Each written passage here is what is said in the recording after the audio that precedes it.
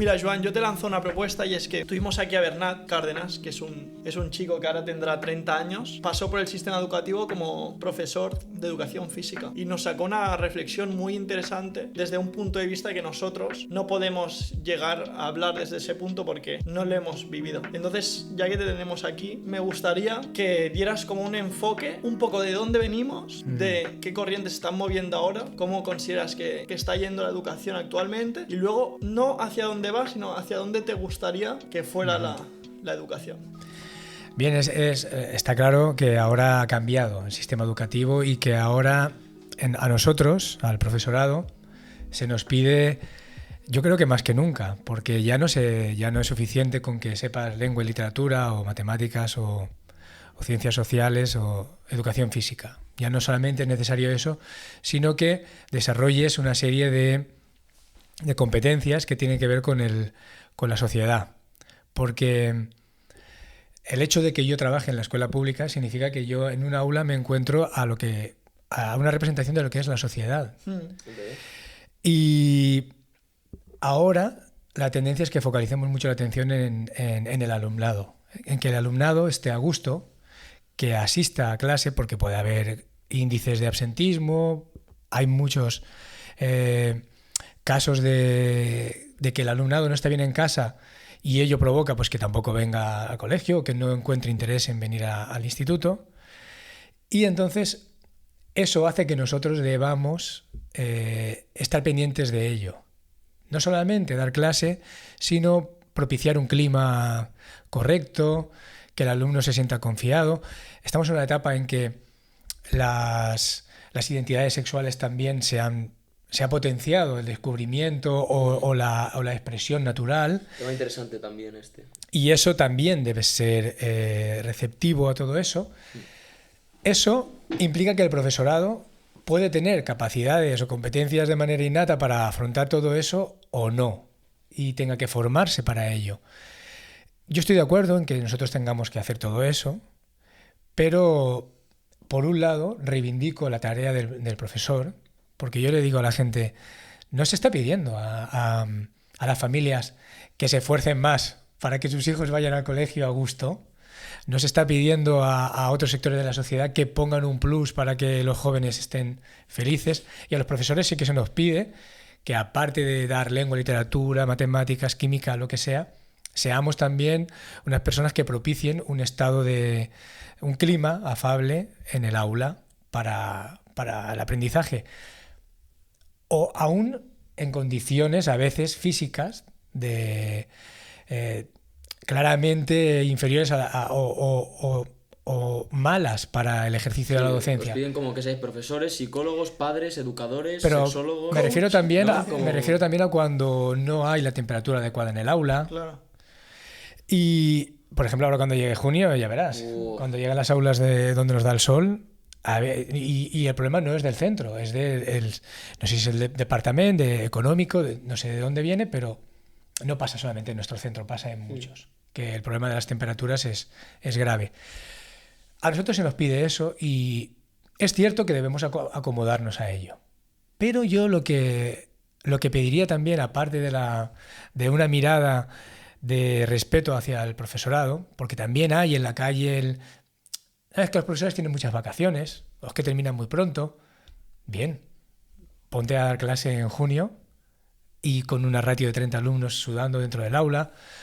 Si se puede, si estuviesen las condiciones para ello, si hubiese aire acondicionado, si estuviésemos bien, pues perfecto, pero no es el caso. Y es un problema que arrastramos desde hace mucho tiempo. Pero yo, aparte de eso, de pedir a la sociedad que tuviese una mirada de respeto hacia el profesorado, porque tengo muchos compañeros que son muy buenos profesionales y damos todo lo que podemos por el alumnado, también haría un llamamiento al alumnado, en el sentido de que ahora se focalice todo en que el alumno esté a gusto, que busquemos proyectos que le interesen, que busquemos maneras de enseñar que puedan incentivar a su propio conocimiento, a que reflexione. El alumnado, al final, tiene peligro de acabar acomodándose. Y hay muchas veces que tú ves que hay alumnos que han decidido abiertamente no trabajar, no estudiar. Y yo haría un paso más allá. Daría un paso más allá. Sería decirle al alumnado, no tienes que dejarte llevar por la complacencia de se van a preocupar por mí, me lo van a dar para que yo asista a clase, sino no olvides que tú debes esforzarte. Pero igual solo con decirlo, con el deber, no es suficiente. Entonces, ¿qué sistema crees que sería más eficiente? ¿Un sistema de castigo, por decirlo de alguna forma? Entendiendo castigo como nosotros queremos, te vamos a dar esto, queremos ver de ti esto, pero si no lo haces no va a ser indiferente. Va a haber como un castigo como puede ser el suspenso, el repetir, el... Sí, claro. ¿Sabes? Porque claro, si tú intentas fomentar algo, pero a quien no da esa respuesta no le castigas, entre comillas, no sé, ¿sabes cómo decirlo? Para que no sea muy agresivo. Yo lo que creo es que ya no tiene que ser tanto el castigo, sino como que el alumno perciba que no se puede parar el aula porque no quiere trabajar. Yo puedo adaptarme al alumnado que tenga una discapacidad o que tenga unas menores capacidades cognitivas, puedo adaptarme a eso. Pero sí que hemos de ser muy, muy tajantes con el alumnado que decide abiertamente no seguir unos principios mínimos de comportamiento o de exigencia en el aula. Ser tajantes, ¿sabes? Pero ahí necesitaríamos también más ayuda de psicoterapeutas, de sociólogos que nos ayuden o que ayuden a ese alumnado fuera del aula. Porque ese alumnado cuando está en el aula tiende a no dejar que avance la clase. Entonces no debería haber ningún problema con que ese alumnado salga del aula y sea atendido y luego regrese al aula, pero no siempre estando dentro del aula, porque en muchas ocasiones yo me veo forzado a frenar el aula para que el que no quiere trabajar acabe escuchándome. Y yo siempre les digo, pero es que aquí hay gente que es brillante y sus padres han confiado en mí también, han confiado en la pública. Entonces yo debo imprimir un ritmo que puedan seguir todos. Y al que no quiere seguir, hay que darle una salida de atención para que luego pueda volver al aula. Pero el sistema para mí apropiado no es que esté todo el tiempo allí dentro del aula, claro, sin dejarnos avanzar, claro, a los demás. Es claro, un poco duro, sí, pero... Sí. Yo aquí veo también lo que has dicho, un llamamiento a los alumnos y también el lanzar un mensaje de que sí, yo pongo de mi parte, voy a hacer todo lo posible para que vosotros avancéis y os desarrolléis, pero vosotros también estáis y formáis parte de esto. Y si vosotros no ponéis de vuestra parte, es imposible que yo pueda seguir con los demás. Y yo creo que es un poco lo que has querido transmitir. Por eso ya decía insistí en ese llamamiento al alumnado, ese llamamiento aquí vas a estar, sí o sí, porque es la educación obligatoria, al menos hasta cuarto de la ESO. Sí. Ya que vas a estar aquí, tienes que intentar seguir a esta persona que te está diciendo confía, sigue, si tú haces un poco, yo haré todo lo posible para que tú te enganches. Pero desgraciadamente también hay ese tanto por ciento de gente que no quiere, o que a lo mejor no puede por algo que yo no puedo detectar. Claro. Por eso he insistido en que no eres experto. Por eso he insistido en que cuando yo no lo puedo detectar, necesito una ayuda externa que le den la atención necesaria a ese alumno. Pues me parece una alternativa súper positiva y que hasta cierto punto no la había pensado mucho, pero incluir como personas que sepan gestionar situaciones más complejas a nivel mental o a nivel también de actitud, porque hay gente también muy inquieta, tanto de mente como de actividad. Entonces, si quizás tú le das ese soporte o esa herramienta a estos distintos alumnos, quizás eso lo evaden, o sea, lo sacan, lo que llevan dentro, fuera del aula, y luego cuando están en el aula tienen esa capacidad de concentración que necesitan. Sí, ahora también hay una tendencia que me parece positiva, que es que los profesores invirtamos también tiempo en conocimiento de salud mental, Porque evidentemente nos encontramos con situaciones en el aula que requieren que tengamos una pequeña formación. Exacto. Pero yo, que soy profe de lengua y literatura, yo sé que no todo el mundo es bueno intentando explicar lengua y sobre todo literatura. Del mismo modo, reivindico la valía de aquellos profesionales de salud mental. Y lo que necesitamos es, si nosotros podemos aprender, pero necesitamos una mayor inversión o un mayor porcentaje de profesionales que estén en los centros para ocuparse de propiciar que este tipo de alumnado pueda seguir el ritmo del resto. Muy interesante. Yo es... Como una persona que... ¿Qué es eso? O sea, como la figura de dinamizador del grupo también podría ser interesante. Una persona que realmente sí que conociera, tampoco te digo, porque aquí ya va la privacidad de cada familia, de cada alumno, no te digo conocer su vida entera, pero sí que quizás conocer el perfil de cada alumno y Eso como lo que su hacéis rol, legal. su función sea dinamizar. El problema es que Pero eso no lo tiene que hacer un es poco, profesor. son pocos los Exacto. recursos. Claro. Yo donde voy es que eso no lo debería Totalmente. hacer un... Sí, hay un especialistas y normalmente tienes un psicopedagogo que luego depende de la capacidad que tenga, del tiempo que tenga. Claro, es que Y es ahí donde voy, se necesita más. Claro, es que cómo acaparas todo ese volumen de alumnos. Es muy, muy complicado.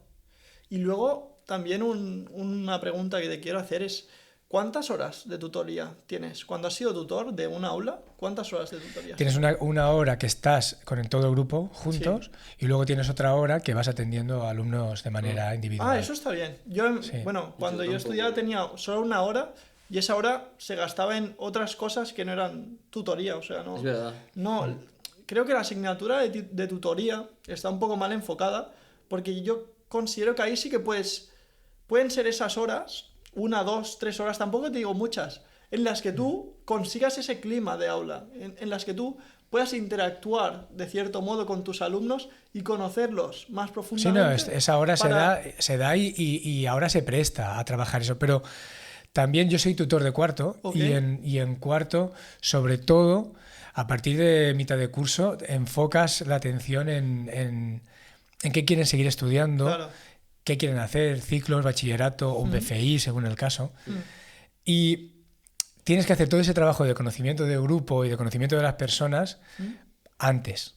Pero sí que da para ello, sí que da para ello. Yo he tenido que viajar ahora a París y tenía algunos casos sobre los cuales debía decidir y el propio conocimiento del alumno me ha permitido ir con ellos. Decirle, pues por determinadas circunstancias, había alumnos cuya presencia en el viaje pues estaba en peligro. En duda, ¿no? En duda, y yo hablando con ellos, oye, el viaje es así.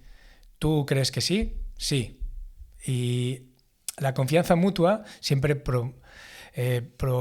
provoca, implica que tomes la decisión oportuna. Y sí, hemos viajado y no ha habido problema. Ole. Yo también quiero hacer una pregunta. ¿Cómo crees que debe gestionar un profesor la actitud que tiene hacia un alumno?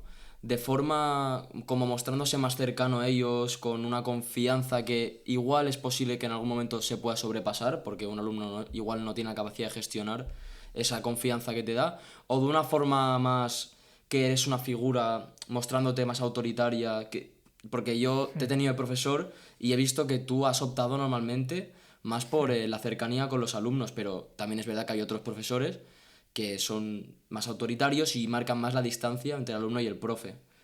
¿Cuál crees que es la mejor gestión y por qué? Eso es la vida. La vida es así. Luego en el trabajo también te lo vas a encontrar. Te vas a encontrar en todo el mundo. Gente cuyo talante será más cercano y gente cuyo talante será más hierático, más distante.